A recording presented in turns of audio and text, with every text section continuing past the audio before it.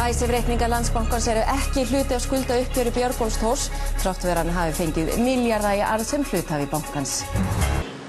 Icesave-reikningar Landsbankans eru ekki hluti af skuldauppgjöri Björgólfs Thors Björgólfssonar, þrátt fyrir að félagið í hans eigu hafi átt tæplega helming hlutabréfa í bankanum og fengið marga milljarða í arð. Höskuldur Kári Schram. Björgólfsfeðgar ásamt Magnúsi Þorsteinssyni keyptu tæplega 46% hlut ríkisins í Landsbankanum þegar bankinn var einkavæddur í árslok 2002. Björgólfsfeðgar áttu að meðaltali 45% hlut í bankanum frá einkavæðingu fram að hruni haustið 2008.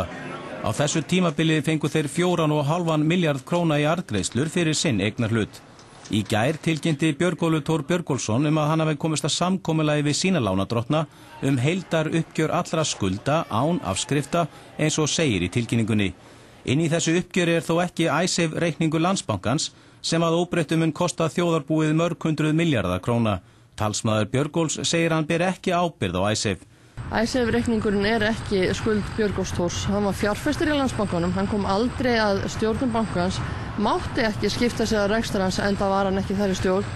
Svo Icesave ekki á hans ábyrgð, frekar en annara þeirra þúsunda hluthafa sem áttu hluti í Landsbankanum við fall hans. Hann átti mjög stóran hluti í Landsbankanum, hann fekk greiddan arð. Er það ekki eðlilegt að hann ber einhverja ábyrgð á rekstri þessa fyrirtækis? Hann ber ábyrgð, hann misti alla sinn hlut í þessu fyrirtæki þegar það féll. En hver ber þá ábyrgðina ef ekki eigendur fyrirtækisins? Stjórnvöld bera nú ábyrgðina á þessu Icesave klúðri, ég held að það sé augljóst. Ég var ákveðna samúð með að fólk hefur undanfarið verið upptekið við hérna svokölluðu Skjaldborg. Það er mikil vinna að semja. Það var vinna alveg frá hrun og fram á þennan dag hjá Björgólfi Thor að semja sína skuldbindingar. Það tókst, ég held að þetta fara að semja þetta.